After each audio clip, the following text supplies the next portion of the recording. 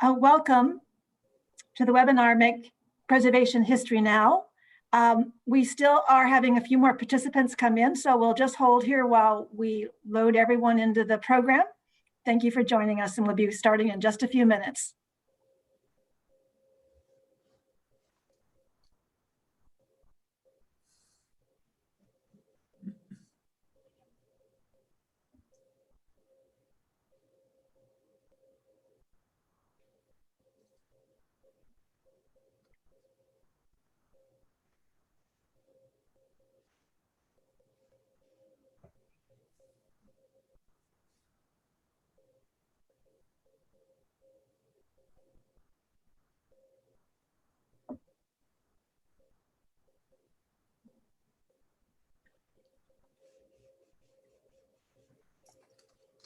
Okay, it looks like we have most of our group in to the program.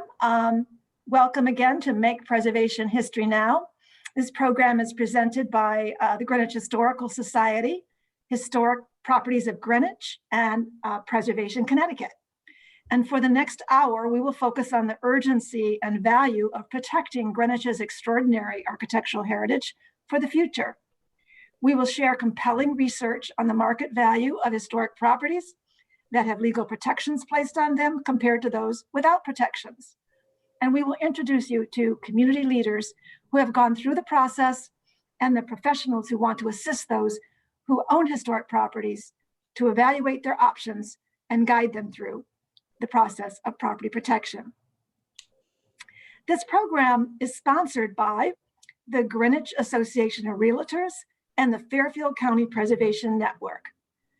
Because our format is a webinar, only the images and voices of the presenters can be heard, but we invite you to use the Q&A tab to let us know your questions, and we will try to answer them either as we go or during the Q&A session at the end of the program.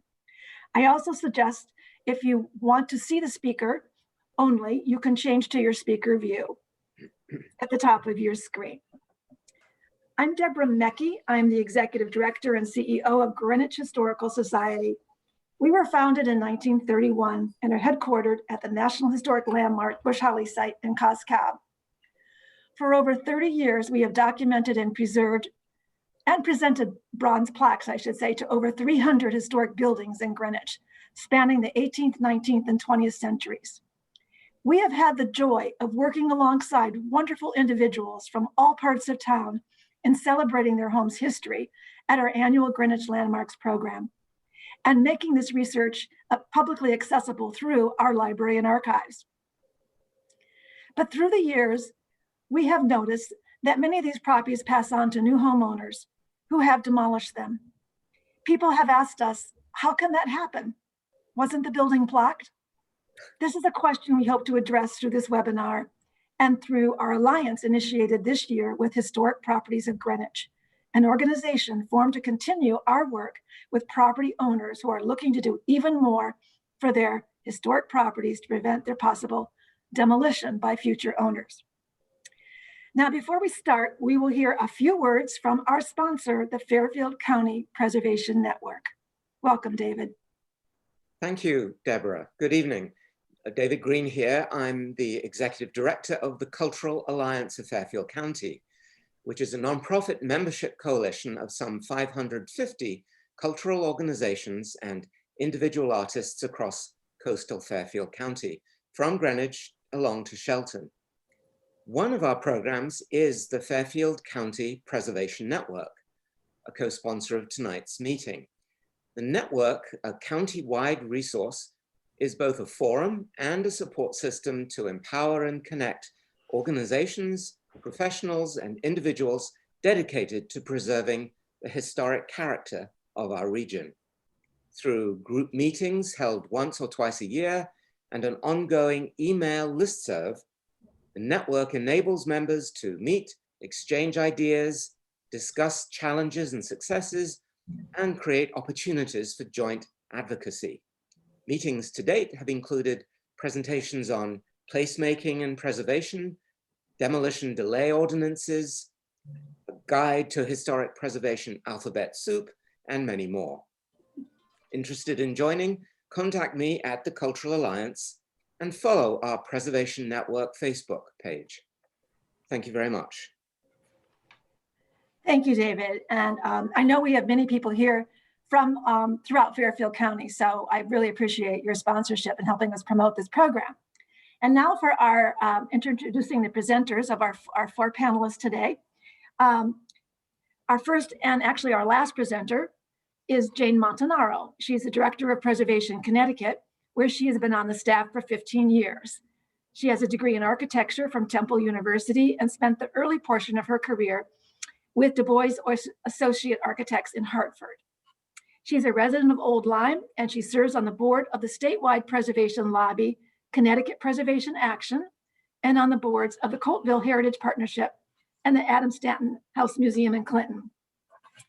Our other 3 panelists are pictured here, and they include Elise Hillman Green. She's a community leader who serves as a director on the board of the Greenwich Land Trust and an advisor to the Greenwich Preservation Trust, as well as on the board of Arch Street Teen Center and an alumna of Greenwich Academy and the past president of the Junior League of Greenwich.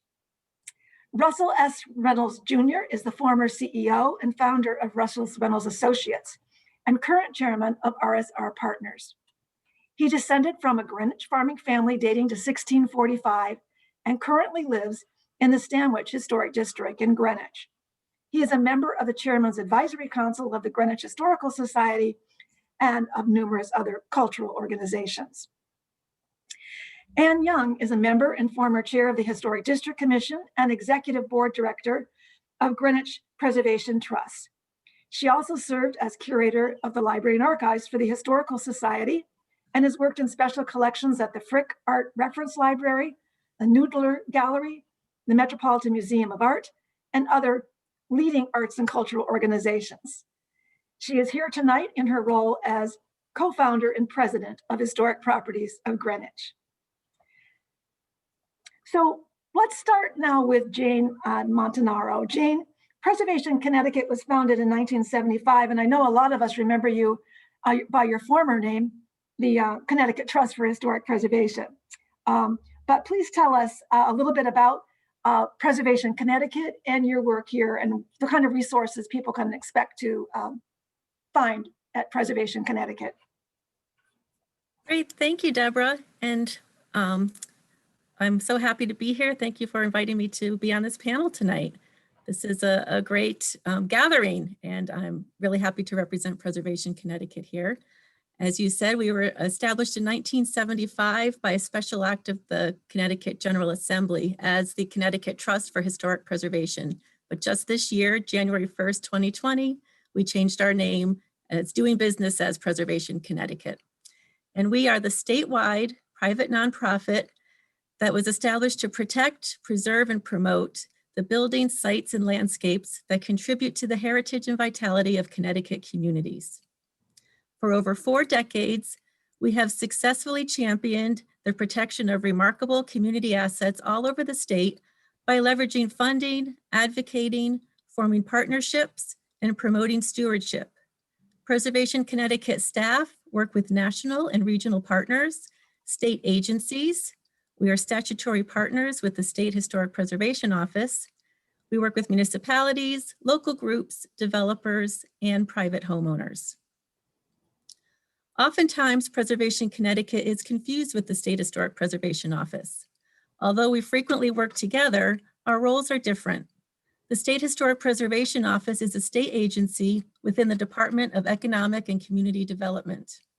They are the regulatory arm of preservation in Connecticut. The SHPO, as we call them, reviews and approves nominations to the state and national register. They administer the historic tax credit programs, and they provide grant funding. Preservation Connecticut helps to facilitate the programs that the SHPO offers. We are the boots on the ground working cooperatively to bring these important programs into our communities. In Greenwich, you are really fortunate to have the Greenwich Historical Society and Historic Properties of Greenwich as your boots on the ground here. And Preservation Connecticut's role as the statewide nonprofit is to assist those efforts as needed. Preservation Connecticut has a team of 3 circuit riders who provide technical field service, answering calls and responding to community issues daily. Working with local historic districts and local historic properties is a key part of circuit rider work. We provide trainings for local commissions and resources and advice to property owners. We have developed a website and handbook for commissioners and property owners, and we commissioned a study on Connecticut local historic districts and local historic properties and property values, which I'll talk about more later in the program. These programs and funding for the Circuit Rider program itself all come from support of the SHPO office.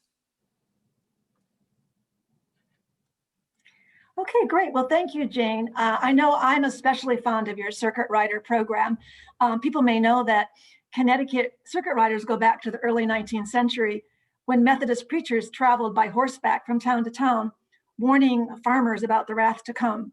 So I love that we now have circuit riders from Preservation, Connecticut, who ride into towns to assist municipalities and organizations and individuals who need support with their historic preservation efforts. Probably a program that's not as well known as it should be. Preservation Connecticut has also played an important role with the recent expansion at the Greenwich Historical Society. As you can see here, we expanded our campus in 2018. And it was Preservation Connecticut who provided the grant money to do the Historic Structures Report, which was an important research report that provided the foundation that allowed us to come up with a plan to both restore the Toby's Tavern, the building on the right, and expand it with a large wing that includes our new museum, library, and archives. I also point this out because Toby's Tavern, the building on the right, is in a local historic district, the Strickland Road Historic District. And it often is a misperception that you can't expand and you can't build onto an historic structure. And this is a wonderful example that that really isn't true. And we need to change the narrative around what you can and can't do with historic properties. So I love the fact that we are able to show you a little bit about what Connecticut Preservation has helped us to do. Okay, we are now going to go on to our next speaker, Elise Hillman Green, who will talk about the mission and work of Historic Properties of Greenwich, who has been founded to benefit town and all residents who value its distinctive heritage. Elise, sometimes it feels like there's an alphabet soup of names when it comes to historic preservation in Greenwich. For example, we have the Greenwich Preservation Trust, the GPT. We have the Greenwich Point Conservancy, the GPC. We have the Greenwich Preservation Network of the Greenwich Historical Society and the Town of Greenwich's Historic District Commission, often known as the HDC. You can see why people get confused, but I would really like tonight for you to tell us more about why you have founded Historic Properties of Greenwich and what your particular focus will be and is. Thank you so much, Deborah. You are correct. Our town has so many wonderful groups, and each seems to cover something that the other does not. I am thrilled that we are forming this important partnership with Greenwich Historical Society. Our two entities totally complement one another and will increase visibility and outreach for both. So thank you to GHS for working with us to make it happen.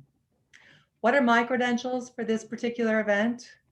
Other than an enthusiastic co-founder of Historic Properties of Greenwich, I am proud to live in the very first local historic property in town. My mother and father purchased Stony Brook 45 years ago, a rambling colonial and rolling grounds that date back to 1751. The land was owned by Caleb Mead and deeded to his son Jeremiah, who built a one-room house with a root cellar and a sleeping attic above. The house was added onto in 1860 and again in 1930. Tonight, I sit in the oldest 1751 room, embraced by the warm wood panels hewn from the sawmill on this very site. The gardens and topography are exceptional and spectacular as well. Over time, my mother formed a deep, almost spiritual connection with Stony Brook. She found such peace and serenity in this home. The Greenwich Historical Society plaqued Stony Brook in 1990, and she was thrilled with the honor bestowed upon her house. But as the years passed and a few friends' houses with similar plaques were torn down, she began to worry. A couple of her friends confided in her that they were heartbroken when a new owner would demolish the historic home that they had cherished. I know she would lie awake at night concerned about what would happen after she was gone. So in 2001, my mother, Sandra Fales Hillman, approached my brother and me for guidance on protecting her house permanently.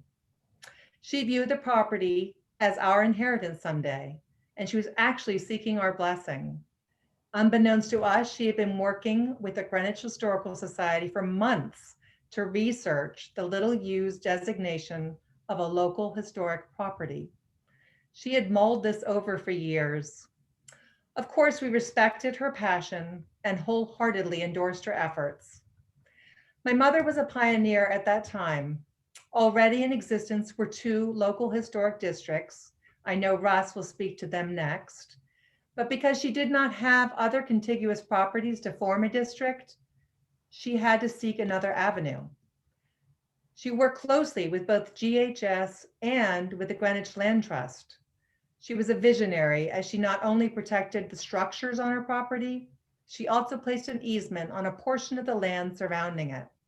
The Land Trust holds the easement and offers this as one of their many tools for preserving historic landscapes. Formally ratified by the RTM in April 2004, the house became the first local historic property in Greenwich. I am proud to say that she inspired others to do the same, and I know that Anne will speak more in depth about those later. But quickly on the map, Frank and Jesse Snyder followed suit shortly thereafter with their wonderful Charles Green homestead out on Round Hill Road. Maggie Larkin continued the trend with her special Gershom Lockwood III house on Dingletown. And of course, David Weirdsma's fabulous French farm on Lake Avenue. These are all visible and memorable local historic properties. Fast forward to 3 years ago, fellow concerned citizens Russ Reynolds and Anne Young and I were in constant contact with one another. The teardown rate was at a crescendo. We felt that the general public, and specifically owners of historic homes and properties, were unaware of the process available to them. We started to strategize on what our message was, and then how would we get the message out? After numerous meetings and countless hours, Historic Properties of Greenwich was born. In June of 2019, we were granted 501c3 status. Our grassroots effort and our message is simple but clear: to promote the permanent protection of qualified historic structures through Connecticut's local historic property designation. I cannot speak more emotionally and directly. To live in a house that has a history and to know that when we someday are gone, that history is protected. It brings an incredible peace of mind. Thanks to my mother's determination and vision, we can sleep soundly at night. Whenever my husband and I do a capital improvement, we know that eventually it will not be altered greatly or torn down. Whenever I garden, I think of those who have gone before me in that very same garden, and I know it will be there for generations to come. Talk about a sense of place or a feeling of being. Honestly, it is something that money cannot buy. And this is where HPG comes in. We are here to help you and guide you. No pressure, no judgment. It all takes time to learn and think about the options. The important thing is to achieve local historic property status, which protects your house permanently and allows time for the creative alternatives. Many of the oldest homes are built in what is now the center of a beautiful piece of land. Instead of selling to a developer who will raise the older structure and subdivide, look into possibilities of moving the home to the side to be used as a guest house. Or maybe, as with Stony Brook and many other colonials, add on to the structure and have the newer meld with the old. It makes for a striking piece of real estate and protects the history of Greenwich. we can help you to think of and explore some creative avenues. I urge anyone who loves their home to consider protecting your home permanently, especially those who are visible from the road. I take great pride in knowing that we have added to the streetscape of Greenwich, and when we are long gone, this particular vista will still be enjoyed by all who are passersby. When you are out and about in town, note the houses that catch your eye, those that speak to your heart, and imagine if one day they are no longer there. Please contact us and we will help you through the process if you decide you would like to do it. No house is too humble and you won't regret it. Thank you so much again to the Greenwich Historical Society for organizing this opportunity. And thank you to all of you for tuning in tonight. Well, thank you, Elise. We are obviously indebted to you and your family for taking steps to protect and steward Stony Brook. What a beautiful place. And for anyone to enjoy who drives along the country road, Taconic Road in Greenwich. And now you are carrying forward that legacy, which is even more amazing, by inspiring and helping others to do the same. So now we do understand from your presentation that this local historic property designation can be used on a single property. But our next speaker is going to speak about the local historic district approach, which allows you to place many properties under the same level of protection. He's qualified to talk about this because he was a catalyst in creating the Stanwich Road Historic District. Russ Reynolds, we welcome you to our panel tonight, and we're looking forward to your telling us a little bit about your work on historic preservation in Greenwich. Thank you very much, Deborah, and thanks to the leaders who have organized this session, and in particular, thanks to the Greenwich Board of Realtors, which is a very capable and powerful group of people. And we're hoping that this effort will kindle a new spark in Greenwich to preserve and dignify and honor some of the beautiful properties that make Greenwich the iconic place it has become in almost 400 years. I was born in Greenwich a long time ago, and I've seen the transition. I've seen some beautiful houses disappear. One was the Mead House on Cliffdale Road on about 7 acres that unfortunately was torn down in spite of our efforts. And the purchaser of the property never built another house there because I think he realized he'd made a big mistake and moved back to New York. Another house more recently disappeared at 56 Clabber Bridge Road, was built by Benjamin Reynolds. And with all due respect, I don't think its replacement was an improvement, but people have differing tastes.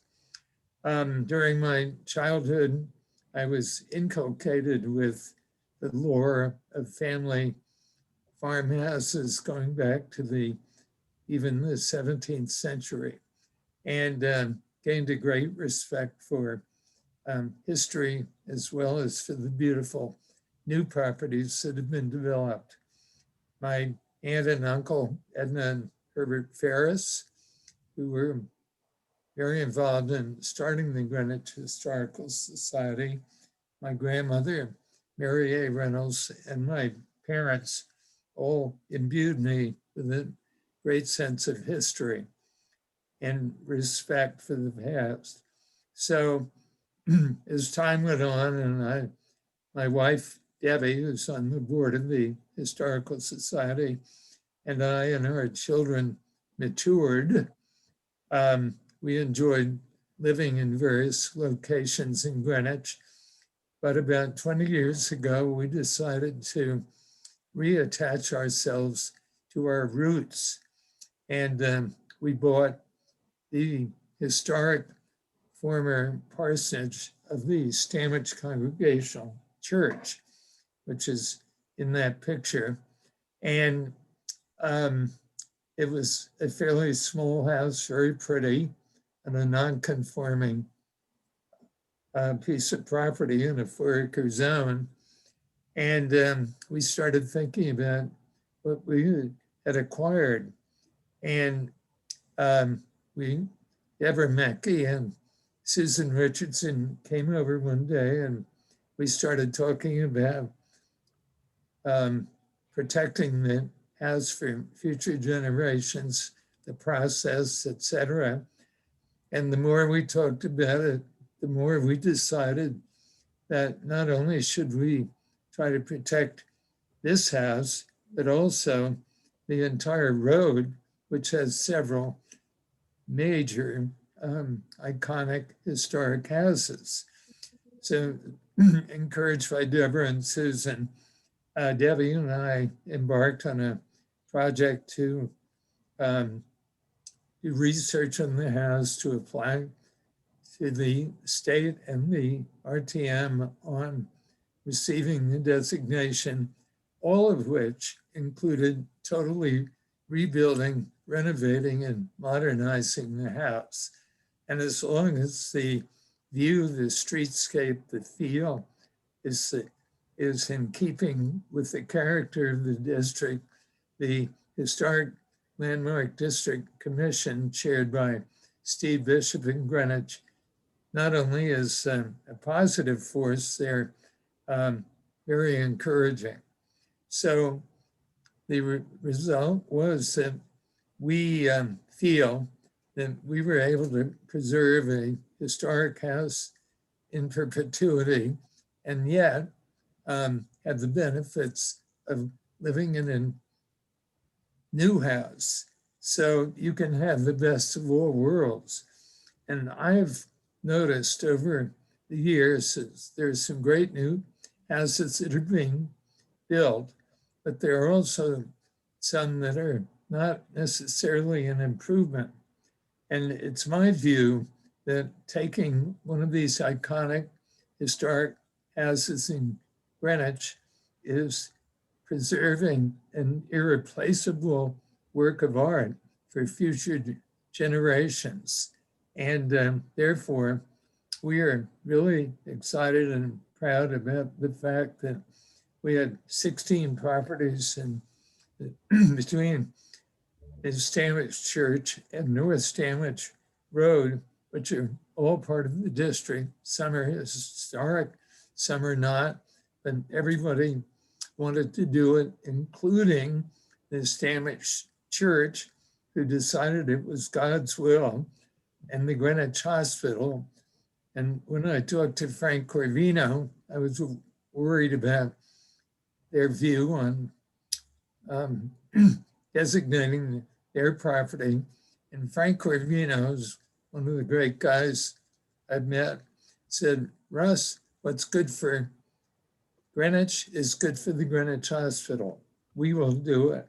So it's a very exciting concept. And if we can balance the preservation and respect for historic properties of Greenwich with the intelligent development of the community, we will continue to have irreplaceable works of art alongside modern technology.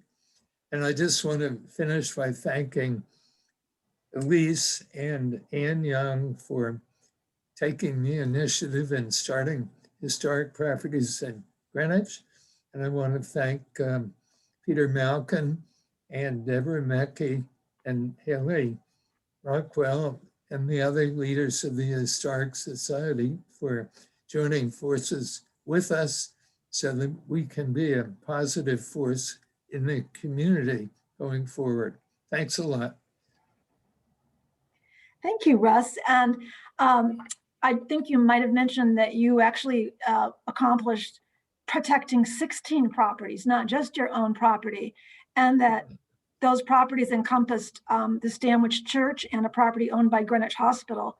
And I think it was a real testament to you that you were able to bring your neighbors together and have a conversation around their concerns, but basically really get the support of your neighborhood for protecting these houses. And what a wonderful steward you have been of this section of town. We're very fortunate that you did decide to go back and take up your roots in Greenwich. So thank you so much. Thank you. So we, let's see, after Russ, we are going to go to Anne Young next. And Anne Young's experience on the Historic District Commission is an invaluable resource to our community.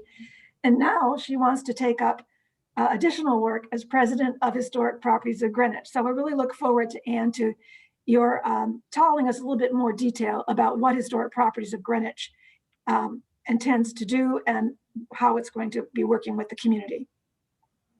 Thank you, Deborah, of course, for hosting this wonderful event. And thank you, Russ and Elise, for your fantastic comments.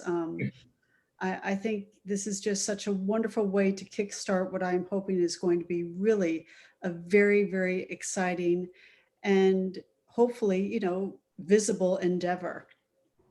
And for those of you sitting in your home, I want to thank you very, very much for preserving Greenwich's unique and multi-layered heritage. And through your design choices, you keep the significance of that place alive and useful. Thank you very, very much. As my mother once told me, she's like, I don't need anyone to tell me I live in an old house. I know that. So for all of you, whether you have been plaqued or not, thank you for taking care of these beautiful treasures of the town. Now, Deborah had asked, you know, how does something like this get started? Well, all good things start with an idea and a conversation. You heard that from Elise, and you certainly heard that from Russ. And over the years, Greenwich's historic resources have been acknowledged or addressed in various ways. And those have always begun with a discussion. And by talking and taking action, a lot has been accomplished. But there's a sense that more needs to be achieved. But for what we are concerned with, local historic properties and local historic districts, each one of these houses began with a conversation with a homeowner and their family, and then ended with a protected designation. Russ certainly touched on the process, and we can talk about that later.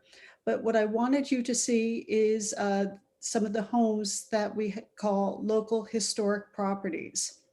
And you see they really run the gamut of dates. For others, for the town's 3 local historic districts, it was a group of owners, individuals, religious institutions, and nonprofits that met, talked, and decided to protect the respective district with a local historic designation. These images are highlights from each of those districts. And as Elise had mentioned, that we do have 3, and they're in various parts of town. So really we all get an opportunity to share the benefits that these owners designated. But you may be surprised to know that other than, you know, some historic buildings, cemeteries and farm buildings are also included in that. So one does not necessarily need a home to get the designation. We look to protect a variety of sites that tell the story of Greenwich's history. So if some properties are already protected, why the need for Historic Properties of Greenwich? Well, there's still feelings that there's a mystery about how to protect one's home or a group of historic buildings. So HPG was created to shine the light on the beauty of past protected properties, as you've seen with some of the images that I've shown, as well as correct people with incorrect facts that they may have about the protection designations, as well as provide assistance towards receiving it. And we do this by beginning with discreet and informal chats with homeowners, estate and land use attorneys, educational institutions, or really anyone who is curious about what the term local historic property means. For these three LHDs, and you may hear me talk about an alphabet soup, but local historic district means LHD, having their district protected meant that their district's character could be enjoyed for many years to come. And that usually is really what drives the protection designation forward. Now, going forward, I want you to take a look at the Gershom Lockwood House, which was our most recent local historic property. For this property, it was built when our country was a colony prior to becoming the United States. And now there is a relief and pride by the homeowner that their stewardship and long-time care of the property will be enjoyed by many future residents. For French Farm, this local historic property offers a multitude of educational uses and helps to bridge the understanding between historic and sustainability. For the Charles Green House, this property includes so much of what Greenwich has been known for: gentleman farming and equestrian living. HPG realizes that all protective homes evoke the feeling of a bygone era. Further, historic homeowners know that each of their properties is a contributor to memories, their neighborhood, and Greenwich's community character. And we at HPG are ready to listen, to offer assistance when any group or homeowner has questions about protecting their beloved site. We want to work with you. We want to work at a pace that's good for you. Whether that pace takes a few months or a few years, we are ready to be with you all the way. So local districts protect the investments of owners and residents. Buyers know that the aspects that make a particular area attractive will be protected over a period of time. Real estate agents in many cities and towns use historic district status as a marketing tool to sell properties.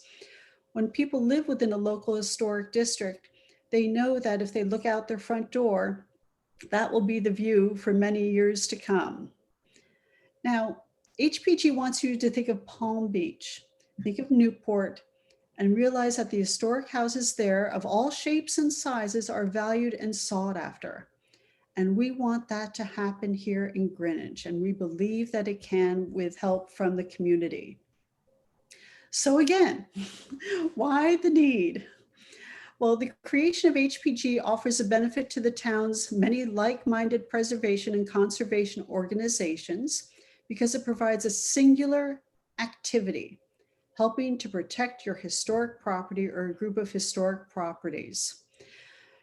Greenwich, Cos Cob, Old Greenwich, Riverside, Byram, Chickahominy, Pemberwick, Glenville, Mianus, Banksville. In all parts of town, there are so many eligible historic structures from the 18th, 19th, and 20th centuries. We hope you will all reach out to start the conversation about learning how to protect these irreplaceable works of art. And if you still need to, be further swayed, I do have some testimonials here from others to know that, once the protection goes on, people do still feel very, very comfortable with the decision that they made. And in some cases, a relief knowing that they will certainly be able to know once future homeowners come and share their livelihood there, that it will still be the same house and not necessarily a photograph of a bygone era. So thank you very much. We are so glad that you have joined us tonight, and we hope that you will continue the conversation that we have begun. Thank you.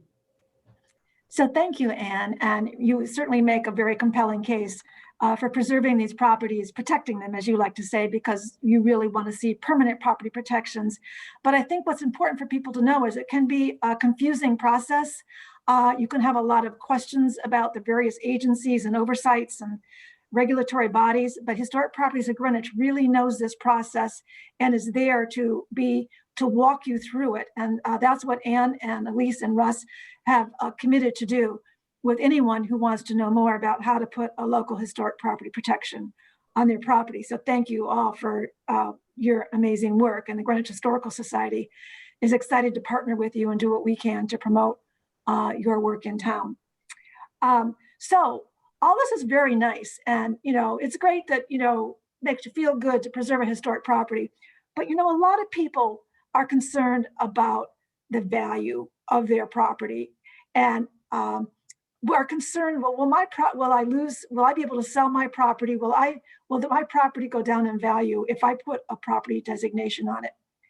Well, our next speaker is Jane Montanaro is now going to return and share with us hard data about property values in local historic districts where the properties are protected. And I think you will be amazed and surprised to learn what the research does show. Jane? Thanks, Deborah. So what are the benefits of historic preservation? Preservation Connecticut circuit riders and staff are asked that question all of the time.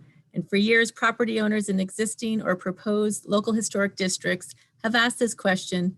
And of course, the initial reaction of preservationists is to answer in the terms of protecting the appearance of significant neighborhoods, the architectural heritage, and the sense of place. But it turns out that local historic districts also protect property values.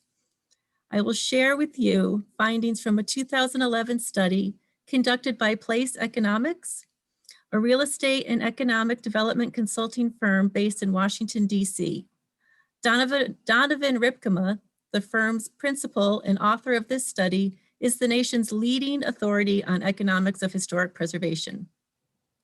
The goal of the study was to analyze what effects, if any, local historic district regulations have on residential property values. Similar studies in other states had found that LHDs tend to moderate the ups and downs of the real estate market. The highs are less high and the lows are less low. There was no direct comparative information about Connecticut until Preservation Connecticut received a grant to commission this study from the State Historic Preservation Office. To get a quick look at the range of communities in the state, researchers chose 4 towns: a prosperous suburban community, a shoreline community, a first settlement community widely known for its antique houses, and an urban community. The researchers chose 6 local historic districts located in these 4 towns: Canton, Milford, Windsor, and Norwich, where they compared property values recorded in the most recent revaluation with those from previous revaluations, either 5 or 6 years earlier. They compared the percentage change in the average value of residential properties within the historic districts with the percentage change for properties outside the historic districts. And the results were striking. There was no evidence that being located within a local historic district reduced residential property values. Instead, values in every local historic district studied saw average annual increases ranging from 4% to more than 19%. In 3 of the 4 communities, the value of residential properties within the local historic district increased at a greater rate than properties with no such protection. In head-to-head square foot comparisons based on age and style, properties within the local historic districts were worth more than similar properties not within the districts. Overall, there appears to be a 2 to 4% value premium resulting from location within a regulatory local historic district. So which one of the 4 communities studied most resembles Greenwich? I think that's hard to say, but I think there are characteristics of the 3 communities that were studied that are applicable to Greenwich. Canton, Connecticut was the prosperous community studied located miles west of Hartford, and it has a large National Register district around the Collins Axe Company. The National Register district overlaps with the local historic district. About 1/3 of the National Register district is actually a local historic district. You may know that National Register districts do not have a regulatory body that oversees oversees them, only the local historic district does. Direct comparisons of property values were made. Property values within the National Register district saw an increase of 28.25%, but in the National Register and Local Historic District overlay, they saw an increase in value of 32.3%. Milford, Connecticut is located along Long Island Sound between Bridgeport and New Haven. The findings there, local historic properties showed a greater increase in value compared to similar properties outside the local historic district, as we saw in Canton, however, at a lower rate than what was seen in Canton. And reasons for that were attributed to the high waterfront property values in Milford. Windsor, Connecticut, founded in 1633 by settlers from Plymouth, Massachusetts, has the distinction of being one of Connecticut's oldest towns, and its historic charm is a known draw to home buyers. Antique homes in general saw a property value rise of 16.9% over 5 years versus 11.4% for other styles, non-antique homes. But even better, in Windsor, we saw the strength of property values in the LHD average $30,000 more, or a 4.5% square foot premium paid for antique houses in the local district. What accounts for the economic differences between local historic districts and other similar neighborhoods? The study concludes that the difference is the greater level of stability with a regulatory historic district. As the authors point out, neighborhood character is an important component of property value, and the reason for having LHDs is to maintain the architectural character and quality of neighborhoods. In other words, buyers can trust that the physical neighborhood around them won't change sharply, and that can be a valuable consideration. In some cases, the study says sophisticated buyers may consciously pay more simply due to having the confidence that the character of the neighborhood they are buying into will not be subject to dramatic adverse changes because there is a public body that reviews and then approves or denies proposals. But despite this good news, in the 4 study towns, we learned that between 75 and 95% of houses more than 100 years old still lie outside the local historic districts, meaning that as much as 75 to 95% of historic properties in Connecticut remain unprotected. And that is a sobering statistic. Thank you, Jane. We really appreciate your sharing that research with us, and we know people may have some questions and want to access the full research report, which I understand they can do by going to your website, and they can download a copy of it. While it's probably true that people don't choose to do a historic property designation totally for monetary reasons, it's really wonderful to know that we can change the narrative that it's a really bad thing to do for your property, because that's something that people are often told that, oh, you know, if you don't put any regulations on it, you won't be able to sell your property, or, you know, you're going to lose value on your property. So I think it's really important for us all to be learn about this research and to continue to realize that there's a real value and people will pay for it to live in a historic district. So at this point in time, we do want to open up the Q&A. And if you want to submit a question to one of our panelists, you can use the Q&A function at the bottom of your screen. Just type in your question and we'll see it there. And we're happy to direct that question to any of our 4 panelists. We have a few more minutes left, and we hope we can address any of your questions. And I see that Ann Baldwin has a question, but we just need you to type it into the Q&A, Ann, because we can't actually hear you. So if you would use the Q&A function. While we're waiting for you to do that, I am just going to put out a question here that we didn't really talk about, and that is another financial side of things. People often ask, well, are there grants for me if I own a historic property, or are there tax incentives? Jane, can you talk a little bit about that particular side of the story? Sure. So grants are generally available for nonprofit property owners, municipalities, churches, museums. We do work in partnership with the State Historic Preservation Office to offer planning grants and maintenance and repair grants to nonprofits. So for private property owners, the incentive that we can offer is that there are tax credit programs. And again, through the State Historic Preservation Office, there is a homeowners tax credit program that will allow property owners within a district or property owners that have a state register house or a national register property to access the State Historic Tax Credit Program.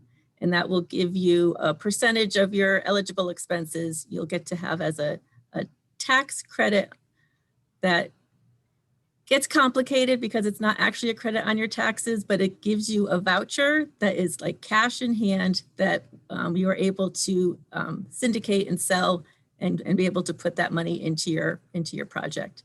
So there is a financial relief incentive plan for private owners who wish to make some significant improvements and maintenance to their historic properties. Okay, well, thank you, Jane. I see we have a question here from Ann Baldwin. Good evening, Ann. Her question is, does anyone know about preservation salvage of interiors of homes that are going to be demolished? So I guess she's asking about places that are salvaged. If a building has to be destroyed, are there groups that go out there and would salvage some of the historic elements? And are you aware of any of them, Elise? Yes, I actually am aware of just one, and I happened upon it by chance when the historic home was being torn down on Clabbered Ridge Road. Russ had mentioned it in his presentation. I stopped by one day. I actually stop by every day because to see an old home torn down is devastating. They don't just get knocked down because they're so well built. This one literally creaked and groaned as it went down. And I stopped in and I asked the people who were doing it how they were doing it. And I said, I hope you're preserving some of the floorboards and some of the beautiful elements of the windows, etc. And it's a place called Second Chance. And they had come all the way from Baltimore, Maryland, and they were actually paid by the new owner to take apart and salvage what they could and remove it and sell it. So I was really, Russ, as sad as it is to see people tearing things down, at least these people had the wherewithal to find a group that would at least mitigate some of that sadness, and hopefully somebody else has put those beautiful elements into their home. Okay, thank you, Elise. I see we have a question here from, I think it's D.E. Whitridge. What is the current status of the Thomas Lyon House on the border of Greenwich and Portchester? Anne, do you want to take that question? Well, the Thomas Lyon House has really had, if you pardon the expression, a fairy godmother in the Greenwich Preservation Trust.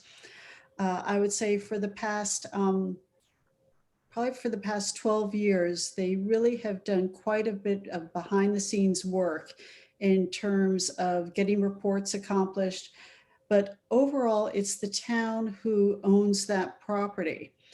Recently, the trust did make a wonderful financial donation to the town to offset costs to stabilize that house.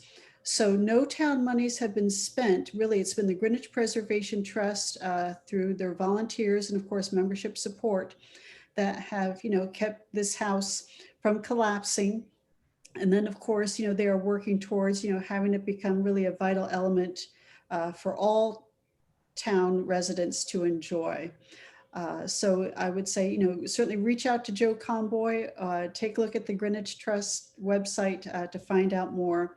But they are working certainly very hard behind the scenes without much publicity, but they've been doing a very good job in really keeping the town-owned oldest structure still standing. Great, thank you, Anne. Okay, we have two questions that are kind of related here. One is anonymous and the other from Joseph Kantorski. Hello, Joe. The questions are, I live in a home built in 1919 on Park Avenue in downtown Greenwich. What's the process with Historic Properties of Greenwich for getting it designated? And then Joseph Kontorski's related question, can you talk a little bit about the amount of time that a historic district designation can take, or what financial commitments are part of the process? Who'd like to take that one on? I'll start and anyone can, interrupt me. Really, the length of time is determined more so by the report that needs to be generated. And a report gets generated whether it's for a singular property like Elise's or for a district like the Stanwich district. And it's a matter of, finding the exact date of the house, finding out whether additions have been put on or not to really understand, the architectural integrity of the house. And then, of course, doing some research in past owners, because that really, helps to shed light on a historical narrative when you talk about the house.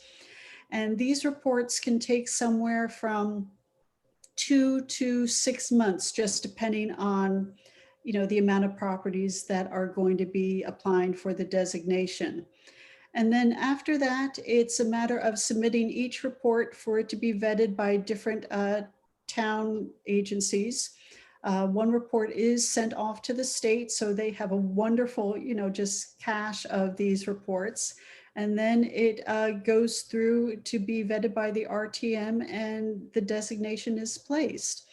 So it can be anywhere from start to finish. And this is, once we firmly go forward, about maybe 9 to 18 months. But for HPG, we really want to be there with you on every single day. And whether that day is before that first day, and it starts with informal discussions, or, every step of the way. We are certainly used to the process. For those as first timers, we want to be there with you. So if any questions come up, we are ready to answer them so you can best understand it and become professionals like us. Yes, Elise. I just also want to add, I heard the address, and of course we all know and love Park Avenue here in Greenwich, and hoping that possibly Joe could reach out to a neighbor or 2 or 3. You need 3, is that correct, Anne, I believe, to make a local historic district. So if you happen to have a neighbor that would fit the mold. We unfortunately did not out on the early part of Taconic. We weren't contiguous to anybody, but if you happen to have a neighbor or 2 who might join in, it really can protect the flavor and character of that area, as Russ has alluded to. Great, well, thank you.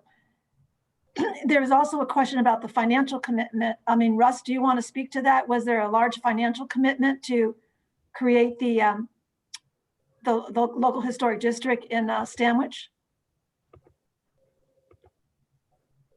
Unfortunately, I think you got muted on your. Yeah. There you go. There you go, Russ. Oops, there you are. Sorry about that. I prefer to think of it as a modest investment for a big return, but my recollection is that it was maybe low 4 figures in the total cost of it, but it was not a huge number. And in the course of my conversations with people in the town, I've mentioned this in the past few years, and people seem surprised. Oh, I didn't know I could do that. And so I think the average person who owns a historic house in Greenwich probably could afford it. But I would also stick my neck out and say that if somebody needed help in getting it done, I would think HPG would listen carefully and advise and maybe even help negotiate. So given the long-term value, to me at least, it was not a major item. Great. Well, thank you, Russ. And I think also that Connecticut, Preservation Connecticut has some resources, certainly for the research and planning part of it, that I'm sure local historic properties would also be able to, Historic Properties of Greenwich could also help people access. Well, unfortunately, we're out of time. And I just want to thank you all for joining us again tonight. I do want to put up a slide here about how to contact Historic Properties of Greenwich. Let's see, I'm just looking for the slide there, put down my Q&A down here. And so you can do that by, at the Historical Society. We are going to take calls and field them back out to Anne or Elise or whoever is the person who will be the first person to reach out to you and talk to you. Please inquire. They want to help and they're here to help. Don't want you to be discouraged by the cost or any other concerns. They will walk you through what that process will be. So I also want to share a slide here that is the Historical Society's upcoming programs, particularly those of you who are in preservation field may be interested, that Keith Stokes will be talking about God's Little Acre, which is a cemetery, one of the oldest cemeteries with African-American and enslaved people in United States. And we hope you'll come to learn a little more about his work and what that program is. We're also shining a light on the African-American history of a section of Greenwich known as Hang Root. And Teresa Vega has been doing just a lot of research reclaiming the Black history of Greenwich. So we hope that you'll put that date down on your calendar. These are all on our website. And then finally, we're coming back with our, I believe it's our 32nd Landmarks Recognition event, but it will be our first David Ogilvy Preservation Award in honor of the late David Ogilvy. And we'll be holding that event on Sunday, April 25th. So these are all opportunities we hope that you'll come back for. And for now, I want to thank you for joining us. And remember, you can make preservation history now. Historic Properties of Greenwich wants to begin a conversation with you and will aid you at each step of the way. Good night.